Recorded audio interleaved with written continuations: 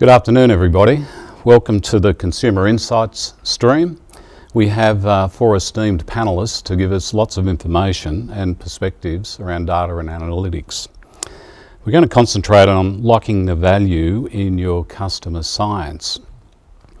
It might sound a little interesting, but I think we all know the power of analytics and what it has to unite us. And that's not only our consumers, but it's our teams within our businesses as well. So retailers have a wealth of customer data at their disposal, and now the barriers to hyper-personalisation are ascending. Customers expect to be understood, and they're certainly less forgiving if we don't understand them. In this session, we'll discuss how retailers are reconciling disparate data sources to map customer journeys and master consumer ecosystems. Understand individuals at scale, which is probably one of the key topics and one of the most interesting points, especially that's coming out of this last 6 months of work, and ultimately convert customer knowledge into profit, into sales, which is one of our ultimate KPIs. So it's my pleasure to introduce and welcome Kshira Saagar, a Director, Merchant Data and Insights from Afterpay. Kshira Saagar, the Director of Data Science and Analytics from the Global Fashion Group. Mark Bartes, former Chief Marketing Officer and Independent Consultant with Shopo. And Alex Tweedle, Head of Sales, Australia and New Zealand from WingArc, who's representing the video that we just watched. So the way we're going to work, each of us has just prepared a couple of points to talk about to introduce the session and the way we all work within our own businesses. So I'll hand over to Kshira first to just give us a review of the topic from within her business and how it reflects. Thank you, Kshira. Thanks, Peter. Hi, everyone. I'm Kshira, and as Peter mentioned, I'm Director of Data and Insight at Afterpay. And I guess I've been in this industry for over a decade now, and it's been amazing to watch it kind of transform and grow and amazing. It's now, front and centre on all retail conferences around the world. I think some reflections that I've taken over the years and also in the roles that I've done. Previously, I was General Manager of Data Analytics at David Jones and Country Road Group. And prior to that, I was at MasterCard for a number of years where I built out their retail and partnerships business under the data and services umbrella. And there's been a kind of, common thread and common themes throughout the roles and I guess the reasons that I joined the business and the task at hand. And just wanted to, share some learnings on that as part of this discussion. So first and foremost, it's been about, when you're getting started or pivoting or trying to do something different with data analytics in a business context, you've really got to start with quick wins. So, if you're working at a retailer, you can't expect that everybody in the business understands what you're trying to achieve, why you're trying to achieve it. So getting some quick wins on the board and demonstrating value quickly is hugely important. The second point is really what I call high road, low road. So when you're delivering those quick wins, and it's really important to do that on a continuous basis, you've also got to be really clear about the longer term goal and what you're trying to achieve here. And again, working in a retailer, you can't assume that everyone is just kind of gets that and understands that. So educating people and taking the business on the journey with you is just so important to success. And again, it's a big learning that I've taken over the last few roles that I've done. And then third point, and arguably most important, is really making sure that you ground that and align that into the broader business strategy and business goals and what the organisation is looking to achieve. Because without delivering against commercial outcomes and customer outcomes the business itself is trying to do, you're effectively building a monument and potentially a very expensive monument. So yeah, just some learnings, from me over the last few roles that I have done. Looking forward to continuing the discussion. It's pretty interesting, especially when you say, when you've got so much data available and you have disparate views from your team members, getting those quick wins is pretty important, really, to get people on board and to help move on. So, Kshira. All right, thank you so much. So I'm Kshira. I take care of data and analytics for Global Fashion Group, of which the Iconic in Australia is an entity. So personalization is not exactly a new thing for us. We've done a lot of personalization, but one thing we've realized in the last few months is what we thought personalization meant is not what it is anymore. A lot of things have changed in terms of customers' expectations out of personalization. So personalization is not just showing people what they want to buy. It's also about telling people what they need to buy or what they want and understanding their needs even before they explicitly state it. So you have the standard exploit versus explore in the world of personalization. So do you want to exploit more of what someone likes, or do you want them to help explore more what someone likes? And we've slowly started realizing that people's expectations have gone much higher, and the standard example I gave is with delivery, right? We typically deliver in 2 days, but people expect it to be delivered in 1 day now, and they still think 2 days is a lot of days to deliver something when a certain other retailer can deliver it much faster. So when customer expectations go up, and they also expect you to sell more, they expect you to understand them more, and expect you to know what they want and how they shop and what they're looking for much better. I think the challenges to personalization are not just about getting the data right or getting the algorithms right, it's also about understanding the customer needs, which is in itself becoming a new data source. It's not just a tabular form of this customer wants this, it's a lot of the qualitative aspects of this customer set of customers feel like this and might react like this, and trying to bring that human element back into personalization. So that's been an interesting challenge the last few months, ever since COVID happened. Oh, look, totally. It's quite fascinating, really. And I think Iconic has set some standards as far as deliveries go that you mentioned. And so getting those customer expectations right from the start, otherwise your customer service gets inundated. So managing those personalisations and getting them right. Mark, from your perspective, you've seen and been at the forefront of hyper-personalisation, or the personalisation to one for a lot of years now. So I think you'll bring an interesting perspective. Yeah, it's interesting being, I think I'm the only marketer speaking here, aren't I, in this group? So yeah, so having that different, it's great. I love hearing different perspectives. So you can tell us anything then. Sure, yeah, and you guys would just believe it, because that's what data people do, right? They just believe everything marketing people tell them. We'll just nod away. Yeah, I'm going to start off by telling you about a story of my experience of lack of personalization. So if you probably haven't noticed, but I've got really big feet. I wear size 14 shoes, right? Jeez. Which is very, very hard to buy shoes. So I've long since given up trying to buy shoes in shops because they just don't sell stuff in size 14. So I buy all my shoes online. And I was shopping for shoes a while ago, and you go to an online shoe shop and they got 1,000 pairs of shoes there. The first thing I do is I go to the size filter and say size 14, which gets it down to 6 pairs or whatever. But they're the ones I can actually buy. So I was doing this and I had a look, and the 6 pairs were all ugly, as they invariably are, because they have very few in size 14. And then I didn't buy any of them, but then I left the website. And I have bought from this website before, signed in, size 14 shoes, so they've got lots of data from me. They know I buy size 14, and they know I'm signed in. I've chosen size 14 facet in that session. A couple of hours later, I see a remarketing ad. It's like, oh, those shoes are really nice. I like them. I must have missed them when I was browsing. I click on it and go through the website, and guess what happened? Yeah. Not available in size 14. I've given them every data signal under the sun. They are drowning in data about me, and they've completely and utterly failed me. And I've wasted 80 cents on that click as well. It's a lose-lose scenario, right? And it's really difficult, and that's something that I see as a real challenge, particularly as retailers. That we've got a lot of fancy CDPs and customer data, but the product data is kind of not really aligning a lot of the time, or we're not utilizing that data in a way that's useful.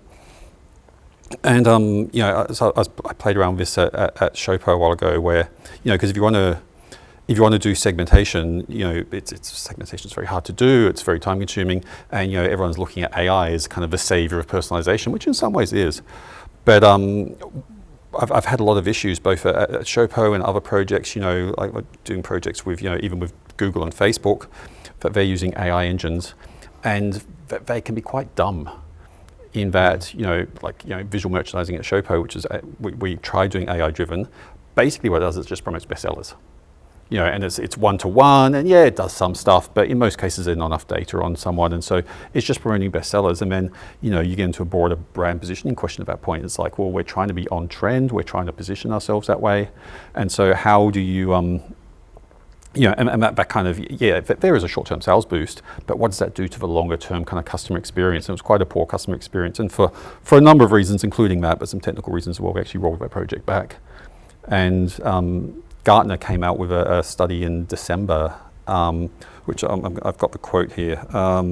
They did a report. By 2025, 80% of marketers who have invested in personalization will abandon their efforts due to lack of ROI, the perils of customer data management, or both, which is kind of interesting. And I think there might be some truth to that. You don't agree? Oh, Gartner's quite fascinating with the data Sure. and statistics they come out with, but who knows? Yeah, no, who knows? Yeah, it's interesting that they would say that, though, that they're clearly seeing a lot of challenges. And I was chatting with the CMO of a big like computer company who have a really interesting segmentation problem where they're selling, like, you know, a laptop to someone whose kid is just out of high school, all the way through to 5,000 laptops to an enterprise, which is obviously a textbook personalization challenge, right? And he was really struggling with ROI just because of, you know, not the technology, but the customer journey mapping, the content creation, and it was killing him resource-wise. So that's an interesting problem. So I'm working on some really interesting projects at the moment for some companies where we're trying to get that customer data and that product data and trying to marry them. And I've actually got some data rolling out tomorrow, which I'm really excited about. And we're going to try and feed that data into an AI engine so it really understands the connection between the two. And I can't tell you how that will go, but I'm pretty excited to see what will happen.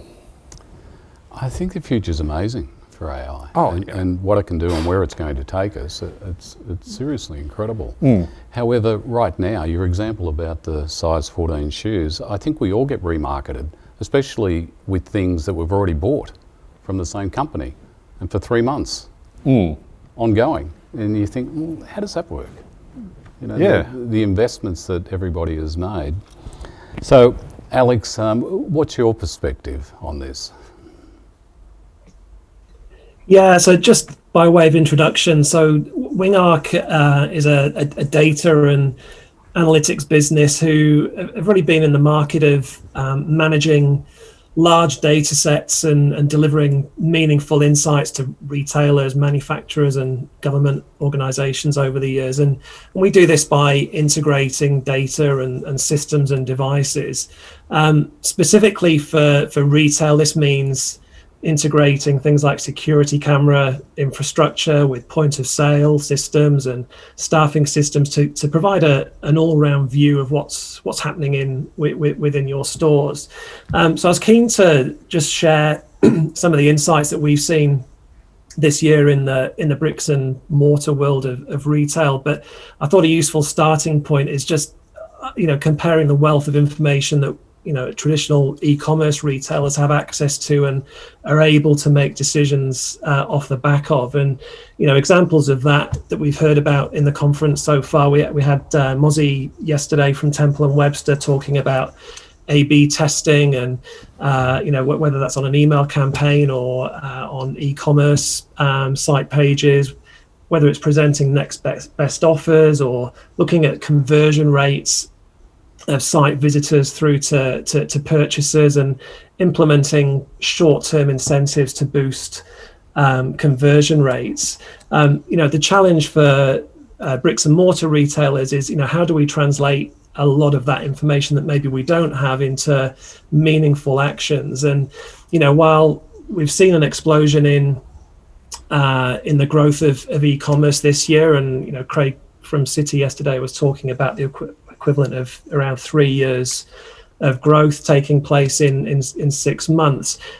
We're still going to be seeing around sort of 80% plus of sales taking place in stores. So for bricks and mortar store operators, while it's harder to get accurate insights and the pure sort of sales numbers don't tell the whole story, we try and help retailers to create things like store heat maps, understanding customer activity, sales and conversion dashboards, looking at scenario planning and testing and looking at predictive staff rostering to make sure that the right staff are on hand in stores to make those conversions. And certainly what this year has told us that, or shown us, is that it's no longer possible to rely on what we did last year to sort of predict what we need to be doing in the current state of things. And it was interesting to see earlier this year when Australia was emerging from that initial lockdown phase, some of the trends and things that we were seeing in store. And, you know, in some situations we were seeing sales figures actually rebounding pretty well in stores. And, you know, we've got examples with customers where, you know, sales figures were getting back up to around 80% of pre-lockdown levels, but foot traffic was well under half of the, you know, what you would normally expect at that level. So it really showed us that, you know, customer behavior has changed. People were much more in buying mode rather than browsing. I noted, I picked up that Kylie from dunnhumby yesterday talked about bigger baskets and you know, and focusing on a primary retailer. So it's important going forward that, you know, retailers have the information at their fingertips to make the changes that they need to do so going forwards. Other things that we saw, you know, we saw a big difference in foot traffic and recovery rates between different types of locations. Obviously, Victoria is changing at a very different rate at the moment to elsewhere in the country, but we saw you know, a difference between CBD and out of town locations. We saw a general flattening of the daily patterns of foot traffic across the country. So the traditional weekend spike of activity was much less pronounced. And I guess the importance of all of this information is to give retailers that information at hand at the right time to be able to make the right decisions around staffing, merchandising, ensuring that operations are all working together, and making sure that store usage is going to be utilized in the right way going forwards. And it's having the data to back that up as opposed to taking educated guesses, which, you know, I know a lot of reliance will have been taken on in the past, but it's really allowing us to sort of help retailers understand, for example, the level of success of promotional activity and marketing activity, even down to specific product lines, understanding that and measuring conversion rates in store. So I think that there's plenty of opportunity for bricks and mortar retailers to utilize data that maybe has traditionally not been available to them in the past. I think there's some quite incredible and broad-ranging points that you've just introduced into the topic, and especially around the changes in consumer patterns. You know, after all, it's why we actually invest and study in the analytics in the first place, and the changes in trading patterns. So this last 6 months has been one of the oddest periods in probably any of our commercial careers, and the changes in patterns that we're seeing, it's going to be so important to understand them and reflect on them and then project them 12 months ahead. So I think that's one of the challenges that we have. But I might just ask Kshira, with all the data that you have, what are you noticing these last few months to the difference in trading patterns across the week and basket sizes across either different categories of retailers or just in general? Yeah, it has been fascinating to kind of watch the trends and monitor the trends. And, you know, at Afterpay, obviously we're in different markets across the world, so we saw some of the trends happening and unfolding in the US before they started happening here. But top line, I guess, you know, and Afterpay comes at this from a perspective of, you know, over 2/3 of our base are millennials and Gen Z, but increasingly we did see older generations starting to shop online for the first time. I think that's been called out by a couple of presenters already in the last couple of days, and it is going to be really interesting to see how that continues, you know, as we move through this COVID period. In terms of categories, like, you know, the initial months really was all about people getting set up for home, getting their studies set up, getting their homes looking nicer, maybe putting off making investments in the house that they wanted to do but hadn't done up to now. We did see fashion start to fall off in the first few months, but that has really bounced back in most places. Vic is still slightly behind on that. And just from a payments perspective, like the trends that we've watched there have been hugely interesting to follow. And again, it's been more of an acceleration as opposed to a complete shift in trends, but the move away from credit cards and the move towards debit cards and debit enabled platforms like Afterpay has been huge. And again, it's been driven by older generations, which is a kind of new for us. Our heartland is younger, but it's been great to see the older, higher income people coming to shop online and come to shop through Afterpay as well. I think that trend is continuing, and I think it's just people getting used to online shopping, and where Afterpay and other buy now, pay later services were all new to us fairly recently. They're becoming pretty much standard now. And I think the older generations that are shopping more frequently now just accept that they're there and they just start using the services. I just don't think that there's anything unnormal about that, I think. Kshira, can I say with Global Fashion Group, and you also bring a international perspective as well, the changes you've seen over the last 3 to 6 months and how you reflect and how do you actually use those lessons in projecting forward now? Okay. So I think a lot of people talk about what has changed with what people buy. So obviously that's the first thing that comes to mind, people buying different things now. Yeah. Nobody's going out, nobody's going to buy dress. But apart from what changes, everybody's talked about it to death. What I've seen a lot is how people shop has changed drastically.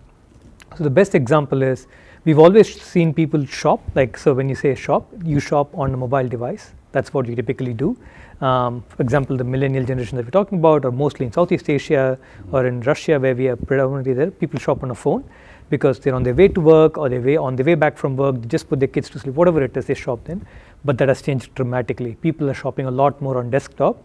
And then if you ask why they're shopping a lot more on desktop, you see that they're working from home. There's nobody looking behind you and what you're doing. There. So you're just there and you can shop peacefully. You don't have to do it. So where they shop has changed.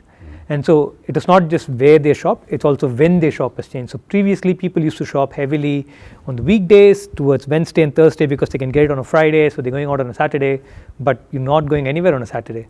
So you're not spending time shopping on a weekday, but you're spending more time shopping on a weekend. So those things might seem very small, but what that does is you typically have, when you do a sales forecasting or an expected forecast for a week, you have this typical sales curve on how a Monday looks, how a Tuesday looks. Every business owner does it, and that curve's completely gone off, changed. Like Monday, Tuesday, Wednesday is not the same. Tuesday, Wednesdays are not it's Friday, Saturday, and Sunday, which means you'll have to change your marketing budget to fit a Friday, Saturday, Sunday crowd, which means you have to fit your warehousing operations to fit a Friday, Saturday, Sunday. So you have to change things, how those things happen. And it's not like they're changing forever. Now when things open back up, maybe it will go back to normal. So how quickly can we learn those things and bring it back into how we operate is, I think, is going to be an interesting challenge. I think it's a huge challenge. So we talk about what is the new normal. Well, we're about to find out, and I think we're getting these lessons every week, and it is all changing. So just picking up on Kshira's point and those changes that are happening in our businesses, how is it that you use data analytics and how do you bring the teams on board to actually work with you to constantly change and constantly update using the information? I mean, from my perspective, it's been, I think as we were saying just before we went on, that over COVID, it's been easy in some ways that people are just open to things. Everyone knows things have changed and everyone knows that the old rules apply. Even the most, stick in the mud person can accept that right now. And so it's been a great opportunity to get data in. And, in my case, I've been looking at, the companies I'm working across, looking at their data, because it's like, well, we've done all this work trying to understand who our customer is. Is that still our customer today? And in most cases, it's been kind of yes and kind of no. Hasn't changed radically, but there's changed enough to be meaningful and to be actionable. So, Yeah, and just getting that data and working with it and talking to the powers, the CEOs and whatnot about that, and how do we respond to that. Alex, what are you seeing, and are people actually reaching out to you and asking for advice?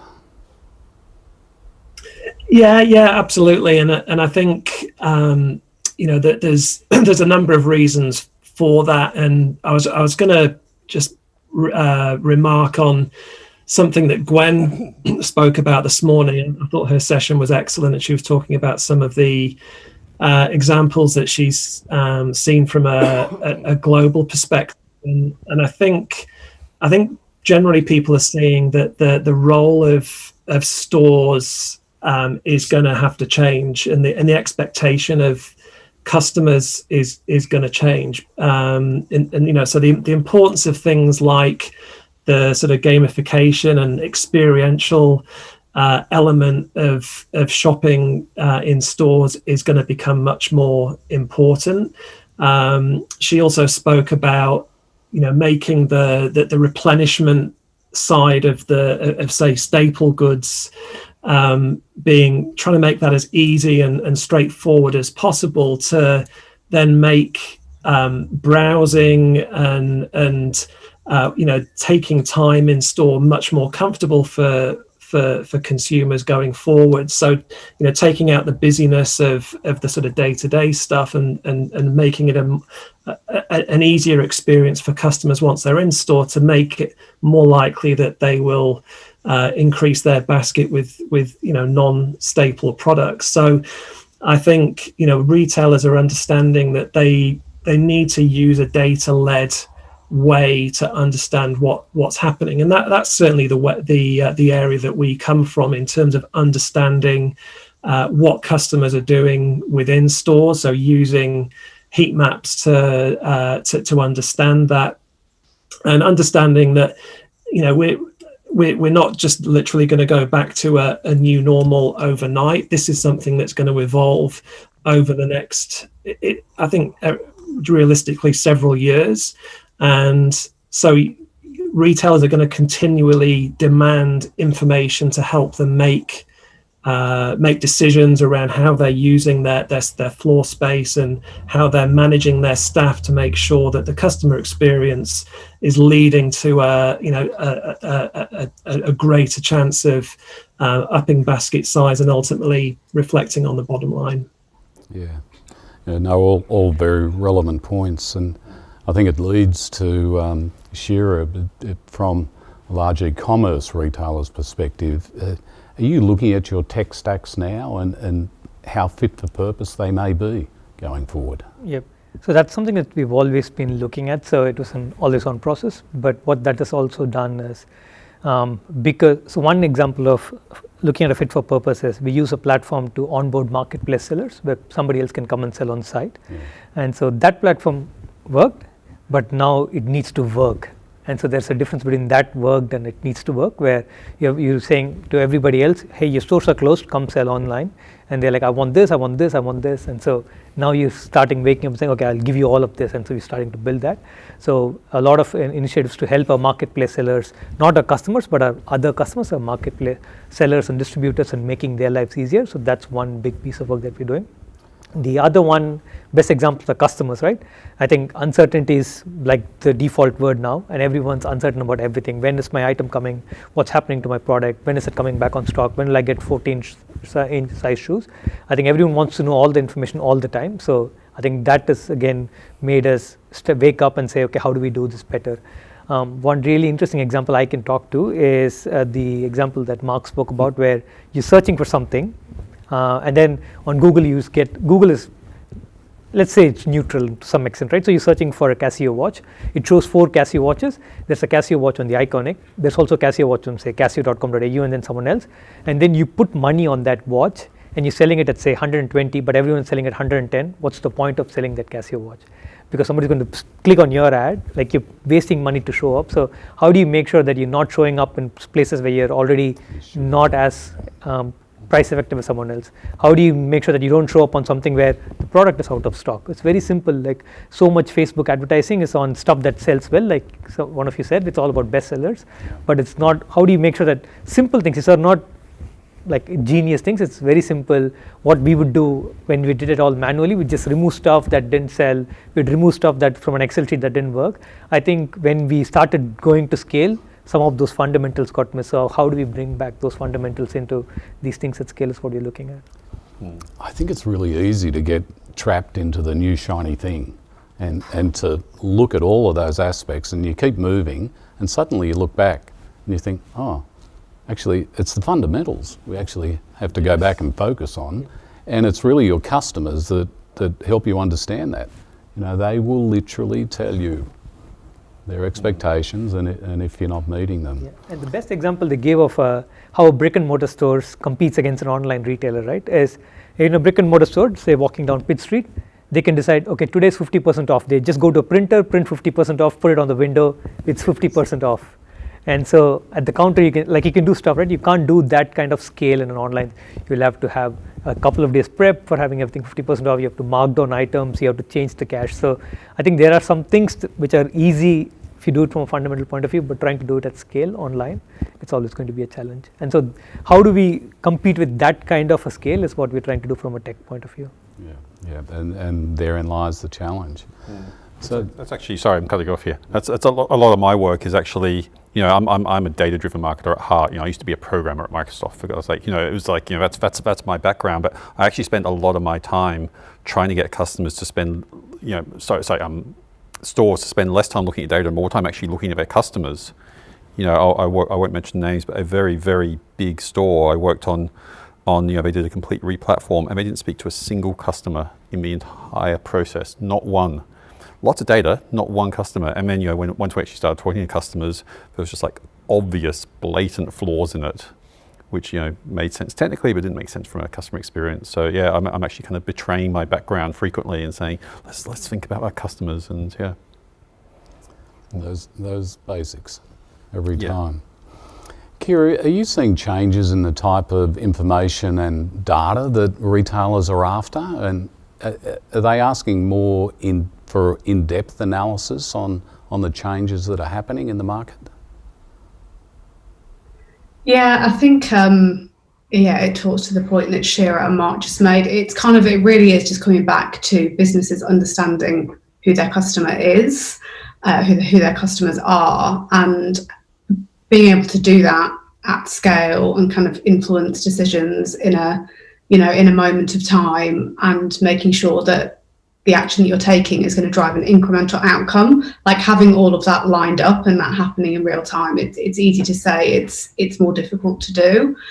And I couldn't agree more with just that customer first and having that at the heart of, at the heart of the heart of the outcome that you're trying to drive. And yeah, I'm going to borrow a quote here from Cathy O'Neill. And she I love this one. She said that an algorithm is just an opinion embedded in a piece of code. And our view at Afterpay is, if you don't have the customer at the heart of that opinion, then you're just kind of making recommendations through an algorithm or through a bit of software that might not be optimal for the customer. So yeah, customer first, and retailers, putting the customer at the heart of the decision making and helping retailers do that, because we obviously see a different lens to the customer data that a retailer sees internally, is a big focus for a lot of the conversations we're having with our partners at the moment. Yeah. Is there any specific channels that people are after, more specific personalised information? I mean, how far do you go down in your support with retailers? I mean, customer doing everything in a privacy compliant way is also at the core of everything we do here at Afterpay. The customer data and the merchant data that we have is a privilege, and we treat that very seriously. But for us, it's about how we view our role in being incremental to our retail partners is around helping them get to customers that they don't currently have, or helping them just get more from customers that they currently have. Because again, retailers have a huge amount of data on what happens within their own four walls, within their own ecosystem. But we see, what we call the 360-degree view outside of that. So it's how do we provide kind of incremental value to our partners, and that is through bringing them more customers, or giving them additional access to customers they might already have, but they're not maximising the wallet opportunity with them. Yes, yeah, no, absolutely. Mark, the challenges of using all the various retailers that you work with and that you've seen from your experience, and also with Showpo as well, all of these disparate data sets that are out there. And it's not only information within your own systems, but all the information and personalisation data that's available outside from all the other sources. What are the challenges in working with retailers and using all of that information? Oh man, yeah, that's a huge challenge. If I've yet to work in an organisation that's gotten close to solving that challenge. Maybe they're out there. I don't know. Maybe you're different with what you have done. I'm guessing not. But I mean, even then, at the end of the day, Google and Facebook know a whole bunch about your customers, and they ain't telling you that. So yeah, it's challenging. I mean, that's something where you have to really work closely with data science teams, but you also have to kind of understand clearly what the business objectives are as well. And there's a lot that can be done, but there's a lot that needs to be done from like a cost benefit analysis. Is this the best use? Because, so for example, I've had a lot of people over the years pitch, various third-party data platforms to me. They're all out there and they'll sell you lots of data, and they're great. I love them. I think they're wonderful. But then the question I ask is, what are we doing with our first-party data? If we've got all this first-party data, such as shoe size, which we're sitting on and not using, why should I be buying more data when I've got, and first-party data is almost always going to be higher quality and more useful than third-party data, generally speaking.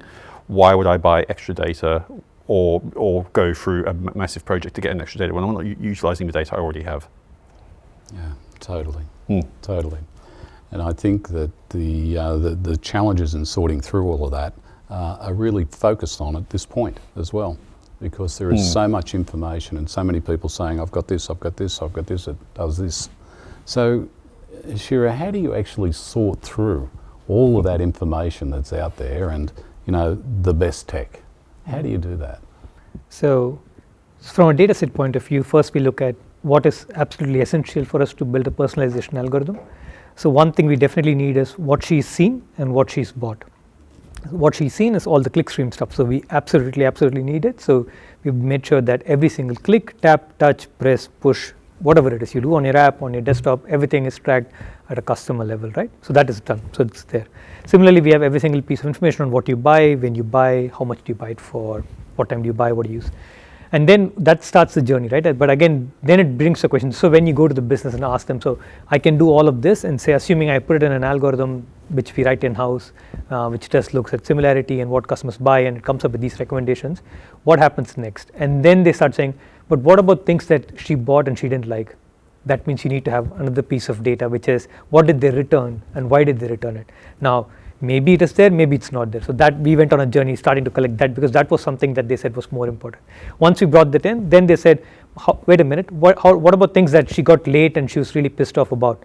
Oh, that's delivery, okay. And so I think what happens is people start going into it, but instead of saying we want all of it at one go, we just build in pieces and then say, let's get all of this up. And so we've managed to get everything about what they return, why did they return it, what is the delivery expectation for it, all of the stuff, to a point where why should we not buy things, recommend things for people who are very visual, which means we have a visual similarity algorithm, which is not just about what somebody buys. So if say, I know Mark likes black color shirts, I'll only recommend black color shirts and jeans for him and things that go with it, and won't recommend anything else, and an algorithm can do it visually. So I think we've come to that maturity slowly, but in stages and not on day one. So I think we put something out there, the commercial side of things, the marketing people will come and say, did you consider this? And I'm like, oh no. And I think that iterative process, if it can happen faster, I think it also helps us, it helps them, it helps the customer. So I think that's something that we found works really well.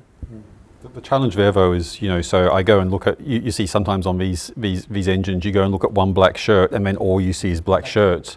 And maybe it's the color I liked, maybe it's, the style, maybe it's something else, maybe it's the price point, or maybe I just happen to randomly click on it because I was just bored or whatever. It's just, that's what I'm saying about algorithms. They can be very, very dumb sometimes. Yeah, and I've had some experiences where they kind of work against the long-term interest of the company, and it's an unsolved problem as far as I'm aware. Yeah, And sometimes it just goes on and on and on, and nobody actually picks it up. And the best example is a black dress, right? So every woman wants to buy a black dress, and there are 1,000 black dresses at any point in time. So I think that's where the question comes in: how many is too many, and how little is too little?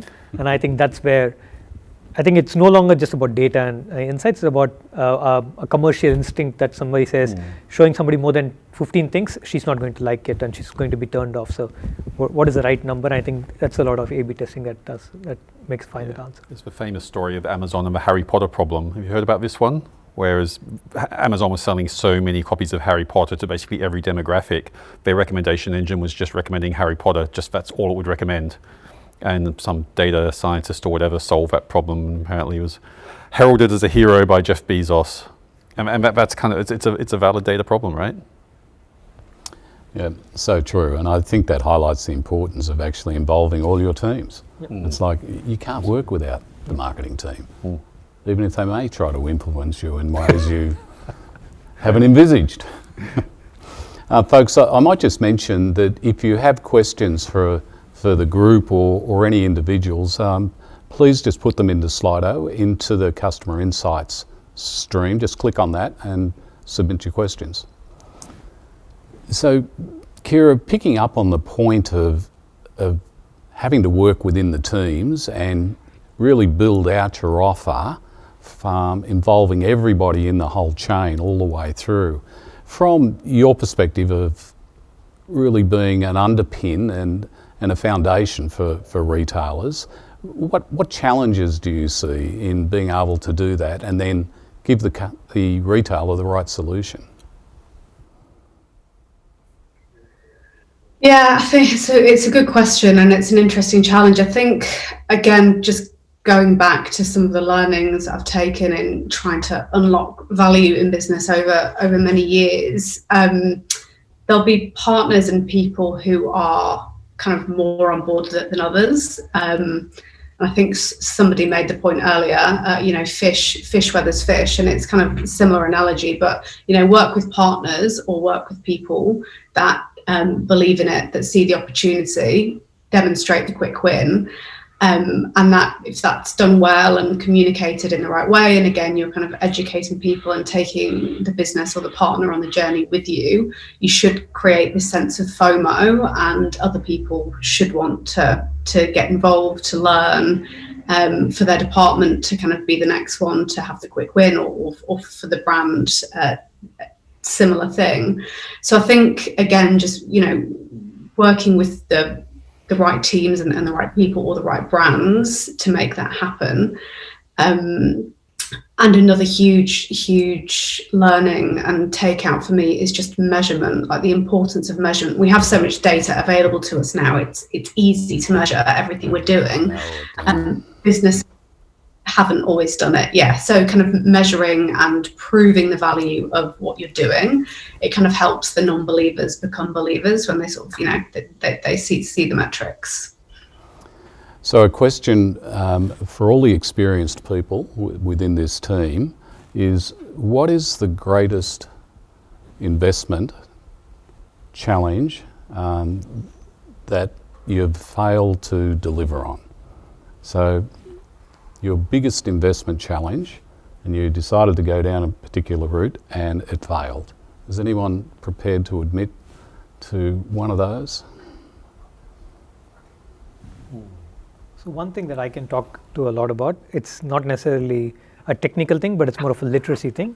So trying to create data literacy, numerical literacy in any form, and trying to inject it in a lateral way never works, like as much as you like to think, and everyone talks about a data culture. And when you start doing those programs, when you try to teach everyone what data is out there and how they can use it, I think the marketing funnel the funnel example is everyone wants to do it, and by the time you've in the third session, like a handful of people stay back. And so I don't blame the people. I think it's how those literacy programs are run. And I think a lot of people are trying to do literacy programs now. I think it's important, given there's going to be tech and data everywhere, how it is done and how it benefits people and the company. I think that's going to be an interesting challenge to see. All right, well, we only have a few moments left, but does anyone else want to admit to anything? Make it small enough for the failure is not a big It's issue. not a failure. It's not a failure, but I suppose a big challenge that we tend to work with, and we've talked a bit about personalisation in this session. One of the challenges that bricks and mortar retailers have is that compared to an e-commerce site, when you log on to an e-commerce site, then the e-commerce provider knows everything about you. They've got all of your history and so on. As a bricks and mortar retailer, you don't know who that person is that's coming through the door. You don't have their purchase history. You don't know what they've browsed.